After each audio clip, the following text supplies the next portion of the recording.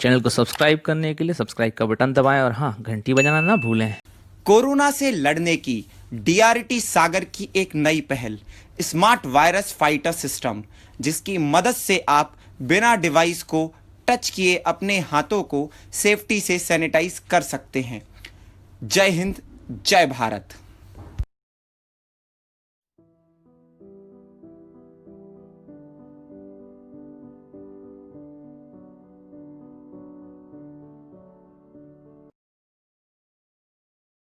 नमस्कार दोस्तों, आप सभी का स्वागत है बुंदेलखंडी अड्डा चैनल पर और हमारे इस नए सेगमेंट में जिसका नाम है लॉकडाउन स्टोरीज। और लॉकडाउन स्टोरीज के इस नए सेगमेंट में, नए एपिसोड में, नए टाइमिंग में हमारे साथ मेहमान है विदिशा से नायब तहसीलदार सागर की बेटी मिस पारुल जैन। और ये हमारे साथ शेयर करेंगी पिछले 2 महीने में इन्होंने क्या अनुभव किया, क्या एक्सपीरियंसेस रहे इनके इस लॉकडाउन, इस कोरोना टाइम में जो इन्होंने अभी फील किया है। तो पारुल, आपका बहुत बहुत स्वागत है बुंदेलखंडी अड्डा चैनल पर। Thank you sir. आपके पारुल साथ पहले रहा है, होपफुली ये भी बहुत अच्छा जाएगा। Thank you very much. सबसे पहले तो कि आपने अपने बिजी शेड्यूल में से हमारे लिए समय निकाला। It's my pleasure sir. जी। पारुल, सबसे पहले मैं ये आपसे ये जानना चाहता हूँ कि कहीं ना कहीं मैं एक सवाल अभी तक जितने हमारे कॉलर्स जुड़े हैं सबसे मैंने पूछा है। मैं आपसे भी यही जानना चाहता हूँ, being a person, not as a naib tehsildar, being a person, 2 महीने की जर्नी कैसी रही मेंटली, फिजिकली आपके लिए लॉकडाउन और कोरोना में? एक्चुअली सर यहाँ विदिशा में मेरी यात्रा ऐसी रही है कि लॉकडाउन में हमारे यहाँ सभी लोगों ने अपने यहाँ पे जो भी काम करते हैं हमारे यहाँ सभी को मना कर दिया। तो घर के जितने भी काम होते हैं, खाना बनाना, सफाई करना, ये सब हम अपनी जॉब के साथ कर रहे हैं। तो ये एक नया एक्सपीरियंस है, सीखने मिल रहा है, एडजस्ट करने मिल रहा है, आगे की लाइफ के लिए बहुत अच्छा है। जी, मतलब कहीं न कहीं इस लॉकडाउन ने या इस कोरोना प्रॉब्लम ने एक सॉल्यूशन दिया है अपने आप को ग्रूम करने का, अपने आप को सेल्फ डेवलप करने का। बिल्कुल, कह सकते हैं हम ऐसा। अपने आप को सेल्फ डेवलप करने के लिए भी, और जो चीज़ हम भूल गए थे, जैसे एज़ अ नायब तहसीलदार मेरे पास कभी-कभी ऐसा रहता था टाइम नहीं है, तो हम दूसरों से काम कराते थे। अब मैं वो काम खुद करती हूँ, खुद एडजस्ट करती हूँ, खुद टाइम निकालती हूँ अपने शेड्यूल में से। तो ये बहुत अच्छी चीज़ है, हमें सीखने मिल रहा है। जी, ये मतलब ये कुछ न कुछ सीखने का मौका लेकर आया। पारुल, आपसे मैं जानना चाहूँगा एज़ अ नायब तहसीलदार, क्योंकि ये शायद आपके करियर का पहला बहुत ही चैलेंजिंग फ़ेज़ रहा होगा, जब से आपने जॉइन किया इस सिविल सर्विसेज़ को। तो कैसे डील किया आपने इस पूरी प्रॉब्लम को? बिल्कुल सर, आप बिल्कुल सही कह रहे हैं। कभी सोचा नहीं था कि ऐसी महामारी से भी हमको फाइट करना पड़ेगा, पूरे इंडिया को फाइट करना पड़ेगा। और हम लोगों ने ऐसा किया सर कि शुरुआत में प्रॉब्लम हुई, लोगों को समझ नहीं आता था कि सोशल डिस्टेंसिंग क्या होता है, मास्क पहनना क्या होता है, क्या उसकी अहमियत है। तो हर चीज़ को अनाउंसमेंट सिस्टम का यूज़ करके हमने उनको समझाया। और सर एक बहुत अच्छा एग्ज़ाम्पल, मतलब मेरा एक जी, एक्सपीरियंस भी है, एग्ज़ाम्पल भी है। मेरी ड्यूटी लगाई थी यहाँ पर एक सब्जी मंडी बाज़ार में। जी। प्रॉपर वहाँ पे माधवगंज नाम है उसका। हुँ, हुँ। किराने की दुकानें भी है, वहाँ पे सब्जी मंडी भी है। तो वहाँ पे भीड़ को कंट्रोल करना और उनको वो सोशल डिस्टेंसिंग मेंटेन कराना, it's a very big challenge for me. तो हमने क्या किया कि उनको जा जाकर मास्क प्रोवाइड, उनको बताया कि आपके पास रुमाल हो, गमछा हो, जो भी हो वो बांधिए। फिर उनके लिए गोले बनवाए नगर पालिका की मदद से, उनमें उनको हुँ, खड़ा करना चाहिए। उसके बाद हाथ धोना, उनको बार-बार हाथ धोना, क्योंकि वो एक बहुत एसेंशियल चीज़ हमको बेच रहे हैं, तो बार-बार वो हाथ धोएँ। तो उसके लिए हमने साबुन खरीदी, हमारे पटवारी टीम रहती है हमारे अंडर, तो उनके थ्रू हमने जी, साबुन के सबको प्रोवाइड किया। फिर उनको हमने एक डेमो दिया कि आपको कैसे क्या करना है। जी। 14 दिन फर्स्ट लॉकडाउन जो था, उसमें वो सीख गए कि उन्हें क्या करना है और आज भी वो फॉलो कर रहे हैं। बहुत बढ़िया, मतलब कहीं न कहीं लोगों के साथ एक संवाद स्थापित कर पाए आप इस दौरान। अ, पारुल, एज़ अ नायब तहसीलदार, आप कहीं न कहीं एक हायरार्की लेवल पे बात की जाए तो आप एक टॉप पोज़ीशन पर बैठे होते हैं। उसके बाद इस महामारी में अकेले किसी एक सिस्टम को काम करना पॉसिबल नहीं होता है। आपने काफ़ी सारे सिस्टम के साथ कोऑर्डिनेट किया होगा। पुलिस विभाग, स्वास्थ्य विभाग, आपने जैसा बताया पटवारी टीम, इसके अलावा आम जनों का भी मदद लिया होगा। तो सबके बीच सामंजस्य कैसे, कोऑर्डिनेशन कैसे बिठाया?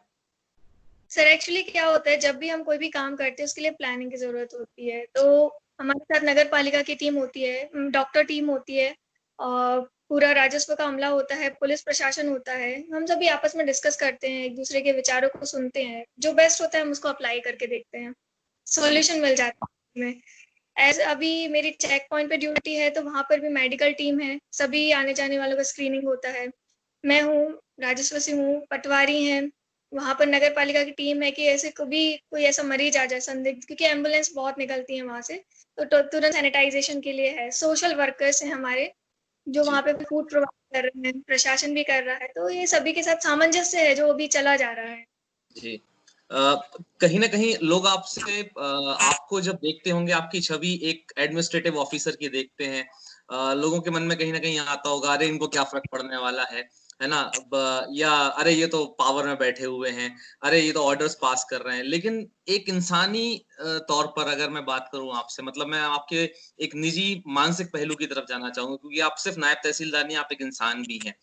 इस सब को देखकर कैसा महसूस हुआ, कैसा लगा? सर, सबसे पहले तो मैं ये कहूंगी कि ऑर्डर्स जो पास हो रहे हैं वो अपनी शासन की तरफ से पास होते हैं, और उसको पूरा, मतलब अगर मैं हायरार्की बताऊं आपको, नायब तहसीलदार, एसडीएम, नायब तहसीलदार, तहसीलदार, एसडीएम, एडीएम, कलेक्टर सर, सभी लोग इसको जमीनी स्तर पे लागू कराने के लिए बहुत काम करते हैं। सभी पूरे टाइम मॉनिटरिंग करते रहते हैं, धूप हो, बारिश हो, अभी आंधी तूफान भी हो, कुछ भी हो, हम पूरे टाइम राउंड पे रहते हैं, अवेलेबल रहते हैं, किसी को कोई भी प्रॉब्लम हो हम अवेलेबल है।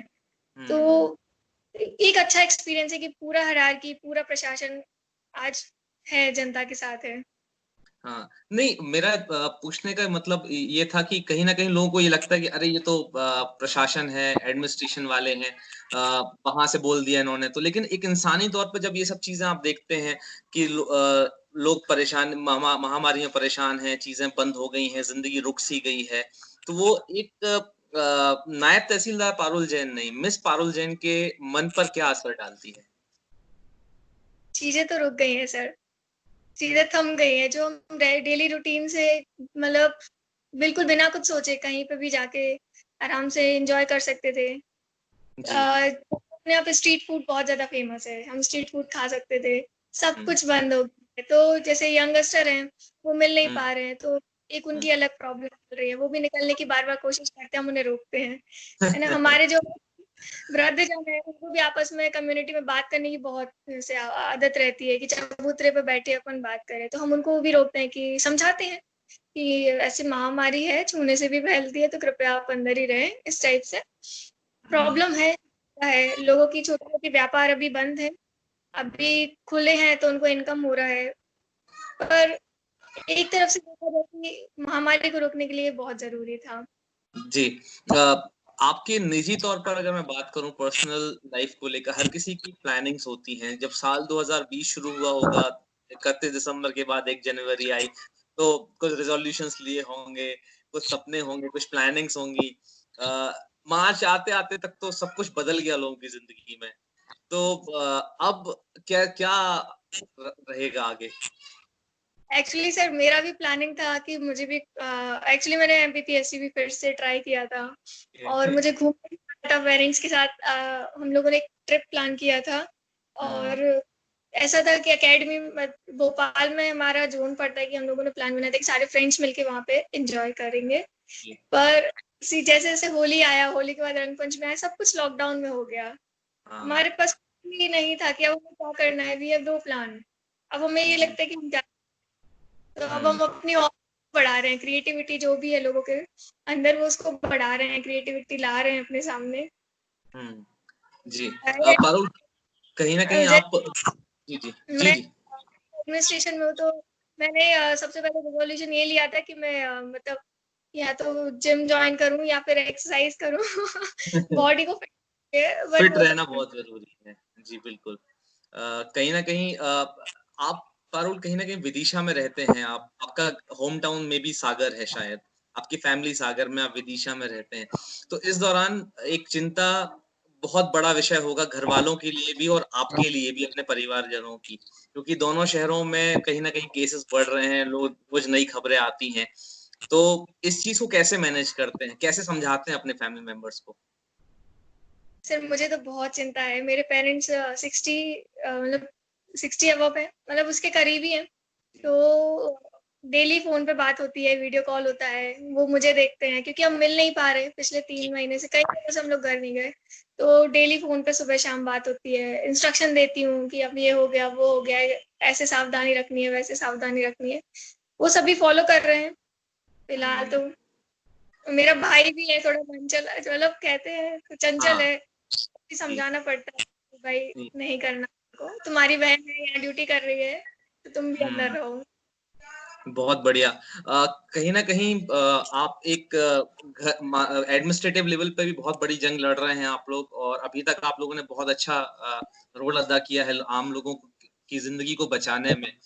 और और कहीं न कहीं घर पर परिवार में भी एक लड़ाई लड़ रहे हैं। तो मैं व्यूअर्स को स्पेशली यहाँ पर अपनी तरफ से बताना चाहूँगा कि भले ही कई बार हम लोगों को पुलिस रोकती है, प्रशासन रोकता है, तो कई लोगों को मैंने देखा है पर्सनली, ये मेरा खुद का एक्सपीरियंस रहा है कि लोग बोलते हैं, "अरे! पुलिस रोक रही है फालतू, अरे वो मेडिकल टीम ज़बरदस्ती चेकअप कर रही है।" लेकिन ऐसा नहीं है। ये वो लोग हैं जो अपने घर से 3-3 महीने दूर हैं साथियों। मिस पारुल जैन अपने घर से 3 महीने से अपने पेरेंट्स से नहीं मिली हैं, जिनके पेरेंट्स 60 प्लस हैं।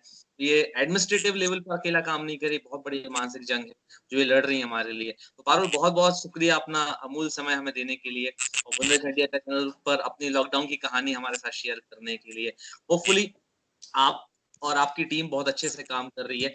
जाते-जाते एक छोटी-सी रिक्वेस्ट है हमारी कि कुछ ऐसी बात या कोई ऐसा संदेश जो आप लोगों तक पहुँचाना चाहें इस महामारी के दौर में, लड़ने के लिए, बचाव के लिए? बिल्कुल। मेरा एक छोटा-सा संदेश ये है कि इसका अभी तक वैक्सीन तो आया नहीं है, तो सबसे बड़ी चीज़ है घर में रहें, सावधान रहें। दूसरा, अगर आपको कोई रोक रहा है तो वो आपके भले के लिए रोक रहा है ना? तो उसके लिए आप फ़ॉलो करें, अनावश्यक रूप से घरों से बाहर ना निकलें। घर पे ही बहुत सारी चीज़ें हैं जिसको आप एन्जॉय कर सकते हैं, फैमिली के साथ टाइम निकाल सकते हैं।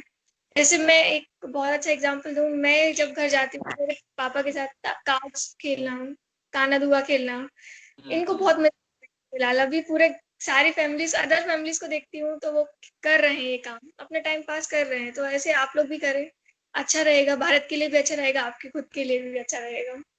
जी, बिल्कुल, आप मेरी सभी व्यूअर्स से रिक्वेस्ट है, अपने घर पे रहिए, सुरक्षित रहिए, अपना भी ध्यान रखें, अपने साथ-साथ खुद का ध्यान रखकर दूसरों के लिए का भी ध्यान रखें।